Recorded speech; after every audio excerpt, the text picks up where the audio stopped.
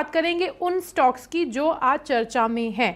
सबसे पहला नाम आता है एचडीएफसी बैंक का। शेयर में जो थे अभी तो ये लो पर ट्रेड कर रहा है, लेकिन जैसे ही मार्केट में खबर आई कि 19 जुलाई को बोर्ड मीटिंग है और कंपनी जो है उसने डिविडेंड और बोनस शेयर की ऐलान कर दिया है कि बोर्ड में उस पर होगी डिस्कशन होगा, उस पर कंसिडर किया जाएगा।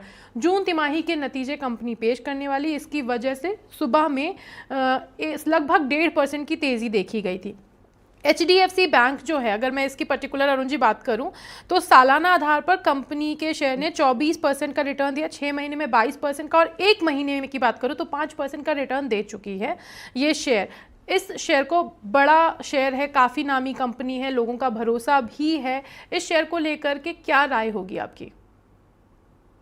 ठीक है, राय डेफिनेटली पॉजिटिव है। लॉन्ग टर्म में तो कोई दिक्कत नहीं है। अगेन अगर बोनस कोई कंपनी दे रही है और एचडीबी फाइनेंशियल के लिस्टिंग के बाद अगर स्पेशल डिविडेंड आ रहा है तो उसका मेरे ख्याल से एचडीबी फाइनेंशियल से जो चीज गेन हुई है वो थोड़ा रिवॉर्ड वो शेयर होल्डर्स को कर रहे हैं, जो मुझे फेस प्रॉफिट लग रहा है।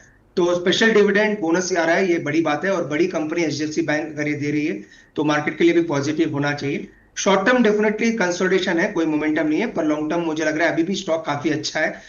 ये एक एसआईपी वाला स्टॉक है, अगर मेजर गिरावट कभी भी स्टॉक में आती है इसमें एक्यूमुलेट करना चाहिए। शॉर्ट टर्म टारगेट्स की जहां तक बात है, मुझे लग रहा है 2035 इसके पहले टारगेट है। लॉन्ग टर्म में मुझे लग रहा है धीरे धीरे स्टॉक 2120 की तरफ बढ़ सकता है, तो गिरावट पे स्टॉक को बाय करके चलना चाहिए। स्टॉक को बाय करें, सिप की स्ट्रेटेजी इस एचडीएफसी बैंक में आपको बनानी है, उसके साथ में काम करना है ताकि आप अच्छा फायदा उठाएं। लेकिन ये एक जो है लॉन्ग टर्म स्टॉक है, आप शॉर्ट टर्म की उम्मीद ना करें, लॉन्ग टर्म में देखें। शॉर्ट टर्म में हो सकता है इसमें भी एक कंसोलिडेशन हो। एचडीबी फाइनेंशियल की बात करी, अभी लास्ट मंथ ही ये जो शेयर है ये लिस्ट हुआ है। शेयर लिस्टिंग के बाद पहली बार इन्होंने अपने नतीजे दिए। नेट प्रॉफिट में इनके गिरावट है लगभग 2.5% की ईयर ऑन ईयर बेसिस पे। पहली तिमाही में नेट प्रॉफिट जो था वो 567.7 करोड़ हुआ है, जबकि पिछले साल सेम पीरियड में ये 581 करोड़ था। कंपनी का एयूम जो है वो बढ़ा हुआ है, 14.7% की बढ़ोतरी हुई है। अब 1,09,690 करोड़ का इनका एयूएम है। बीते साल ये 95,643 करोड़ था। जब शेयर लिस्ट हुआ था तब भी इसने अच्छा प्रॉफिट दिया था, 13% का गेन मिला था। इस शेयर को लेकर के काफ़ी सारे सवाल आते हैं क्योंकि कई लोगों के आईपीओ लॉट हुए हैं। आज जिसमें गिरावट है, तो आपकी इस शेयर को लेकर के क्या राय रहेगी? देखिए, आईपीओ इन्वेस्टर्स के लिए तो लॉन्ग टर्म में खरीदारी की ही सलाह है, पर रिजल्ट्स थोड़े आप कह सकते हैं मार्केट के इनलाइन या कह सकते हैं थोड़ा वीक नजर आए। टेक्निकल्स तो कोई लेवल्स अवेलेबल नहीं है, पर दोनों पे मेरा हमारा व्यू पॉजिटिव है, चाहे वो एचडीएफबी फाइनेंशियल है या एचडीएफसी बैंक है, तो दोनों में लॉन्ग टर्म में तो कोई दिक्कत नहीं है। शॉर्ट टर्म में लेवल्स देना काफी मुश्किल है क्योंकि रिसेंट लिस्टेड स्टॉक है, पर किसी का अगर लॉन्ग टर्म व्यू है तो डेफिनेटली होल्ड करके चलना चाहिए। अगर आपके पास स्टॉक है तो लॉन्ग टर्म में कोई भी बुराई नहीं है, आप चाहें तो अच्छे से होल्ड कर सकते हैं।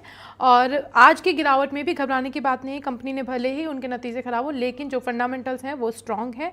एक और शेयर है वारी रिन्यूएबल का। कंपनी जून तिमाही के नतीजे, सीजन है रिजल्ट का, सभी कंपनियां देने वाली हैं, उसी के हिसाब से हो रहा है। नतीजों से पहले कल की बात करें तो वारी रिन्यूएबल के शेयर में 15% की तेज़ी आई थी और आज भी लगभग 8% की तेज़ी है। लगभग 1245 पर जब मैंने लास्ट चेक किया तब ये ट्रेड कर रहा था। 52 वीक हाई जो था वारी रिन्यूएबल का, ये लगभग 2074 रुपए का था, उससे अभी दूर है। लेकिन जिस तरह की चीज़ें दिख रही हैं इसमें एक मोमेंटम बनता हुआ दिख रहा है। 17 जुलाई को मीटिंग भी है। वारी रिन्यूएबल काफ़ी नाम है, काफ़ी सारे रिटेल इन्वेस्टर्स इसमें इंटरेस्ट रखते हैं। इस शेयर को लेकर के आपकी राय क्या होगी सर? देखिए, दो लेवल्स पे नजर रखें। एक तो जो ब्रेकआउट रिसेंटली हुआ है वो 3140 के ऊपर हुआ है, तो वो लेवल का जरूर ध्यान रखें। नीचे में अगर कोई रिजल्ट्स पे प्ले कर रहा है, शॉर्ट टर्म में प्ले कर रहा है, तो 3140 का स्टॉप लॉस जरूर लगाना चाहिए। ऊपर में 3380 और 3400 ये इमीडिएट टारगेट रहेंगे। 3400 की लेवल की मैं इसीलिए बात कर रहा हूँ क्योंकि 13 दिसंबर या दिसंबर 2024 के जो हाइस है वो 3400 के आसपास है, तो हम उसी के आसपास अब धीरे धीरे बढ़ते हुए नजर आ रहे हैं। तो 3400 तक के टारगेट्स रहेंगे। ब्रेकआउट जो हुआ है 3140 के ऊपर हुआ है, तो उसका स्टॉप लॉस रहेगा। तो किसी ने भी अगर इन्वेस्टमेंट के लिए नहीं, प्योर ट्रेडिंग के लिए अगर किसी ने बाई किया है, ये दोनों लेवल्स पर जरूर ध्यान रखें। बाकी चार्ट मजबूत है, धीरे धीरे मुझे लग रहा है अपवर्ड ट्रेंड है, पर 3140 का स्टॉप लॉस जरूर मेंटेन करें।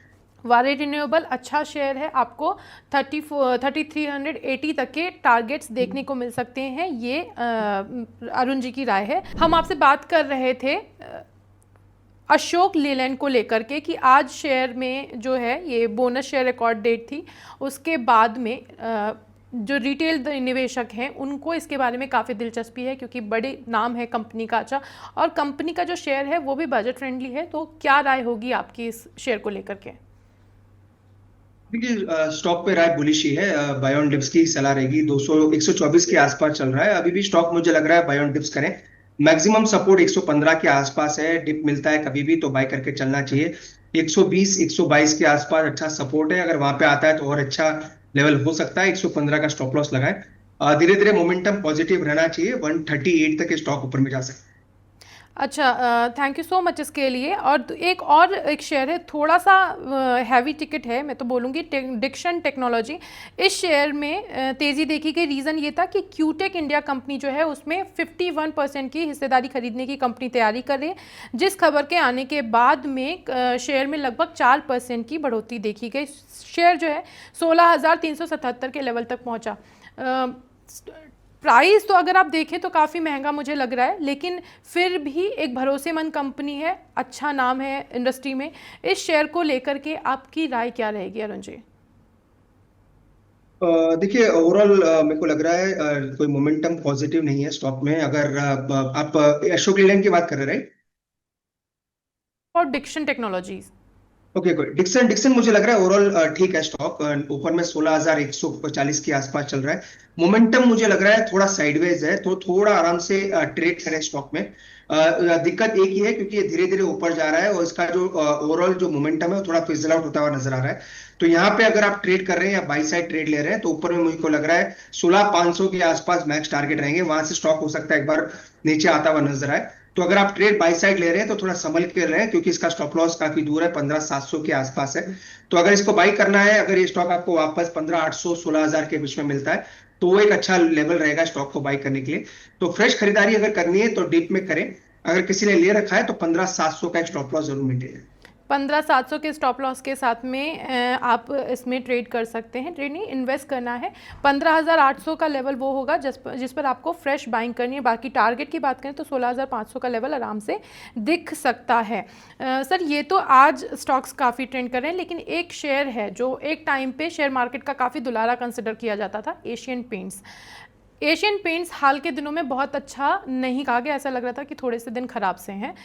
अभी हाल में एक खबर आई कि म्यूचुअल फंड्स जो हैं उन्होंने एशियन पेंट में लगभग 10,500 करोड़ रुपए की खरीदारी की है जून के महीने में। तो इस शेयर को लेकर के क्या, पहली बात तो क्या मान लिया जाए कि एशियन पेंट के दिन अच्छे दिन आने वाले हैं, और अगर किसी को रिटेल इन्वेस्टर्स के लिए शेयर को लेकर के क्या राय रहेगी? देखिए, एक्सेलेंट चार्ट है, ओवरऑल चार्ट अच्छा है। इनफैक्ट हमने नीचे में इसको खरीदारी की सलाह दी भी है और मुझे लग रहा है 2420 के आसपास चल रहा है, यहाँ पे भी बाय करके चल सकते हैं। पोजिशनर मेरा लग रहा है 2650 2700 तक के टारगेट इन्वेस्टमेंट पर्सपेक्टिव से स्टॉक में आ सकते हैं। तो गिरावट पे बाय करने की सलाह है, यहाँ पे भी कर सकते हैं। 2350 के आसपास मिलता है तो वहां पे भी बाय करें। मुझे लग रहा है 2700 2650 तक स्टॉक जा सकता है। 2726 तक ये स्टॉक जा सकता है। एंड सर, आपने इसका स्टॉप लॉस क्या बताया? देखिए, नीचे में बाई करना है इसको, यहाँ पे भी बाई करें ट्रांचेस में, और 2350 2300 के आसपास मिलता है तो वहां पे भी बाई करें। स्टॉप लॉस अगर लगाना चाहे तो 2250 के आसपास रहेगा जहां से ब्रेकआउट हुआ है। तो डिप में एक्यूमुलेट करें, 2250 का स्टॉप लॉस लगाएं। ऊपर में 2650 2700, ये दो ऊपर में टारगेट। ठीक है। 2250 के स्टॉप लॉस के साथ आपको 2350 के लेवल पर खरीदारी करनी। 2250 के लेवल पर स्टॉप लॉस इसलिए लगाना है क्योंकि वहाँ पे ब्रेकआउट दिखा है, और 2726 और 2650 ये दो टारगेट है। पहला टारगेट होगा 2650 का और दूसरा होगा 2726 का, जिनके लिए आपको ट्रेड करना है।